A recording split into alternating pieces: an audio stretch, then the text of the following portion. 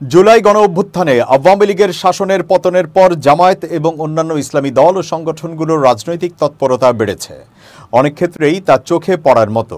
সংখ্যানুপাতিক নির্বাচনের পাশাপাশি আগামী জাতীয় সংসদ নির্বাচনের আগে জুলাই সনদের আইনি ভিত্তি, সংস্কার ও বিচারের প্রশ্নেও ঐক্যবদ্ধভাবে সরব থাকতে চায় তারা। অভিন্ন দাবিতে জাতীয় নাগরিক পার্টি বা এনসিপি, গণ অধিকার পরিষদ ও এবি পার্টির মতো দলের সঙ্গেও ইসলামী দলগুলোর আলোচনা চলছে বলে আলোচনা রয়েছে।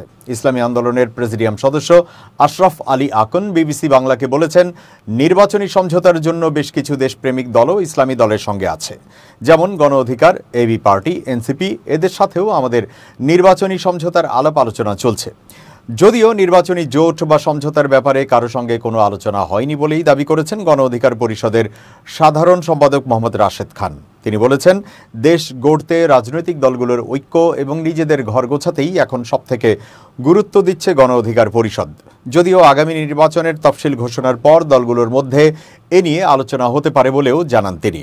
বিবিসি বাংলাকে তিনি বলেছেন, তফসিল ঘোষণার আগেই কোনো দলের সঙ্গে রাজনৈতিক জোট গঠনের কোনো আলাপ গণ অধিকার পরিষদ না করার সম্ভাবনাই বেশি এবং এই ধরনের আলোচনা আমরা করিনি এখনো পর্যন্ত। অবশ্য গণ অধিকার পরিষদ ফ্যাসিবাদ বিরোধী সব দলের সঙ্গে সম্পর্ক ধরে রাখতে চায় বলেও জানান রাশেদ খান।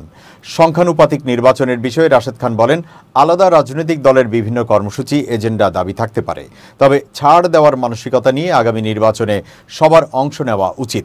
সরকারের সাথে আলাপ আলোচনার ভিত্তিতে সবার নির্বাচনে অংশ নেওয়াই হবে যুগান্তকারী সিদ্ধান্ত।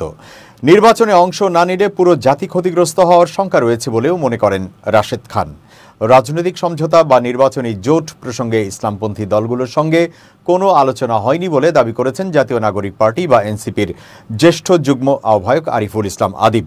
বিবিসি বাংলাকে তিনি বলেছেন, জুলাই সনদের আইনি ভিত্তিতে পরবর্তী নির্বাচন হতে হবে। ইসলামপন্থী দলগুলোর এই দাবির সাথে এনসিপি একমত, তবে আইনি ভিত্তির পর তারা সরাসরি পরবর্তী নির্বাচন চেয়েছে, আর আমরা চেয়েছি গণপরিষদ নির্বাচন। এক্ষেত্রে আবার আমাদের মত পার্থক্য রয়েছে বলেন তিনি।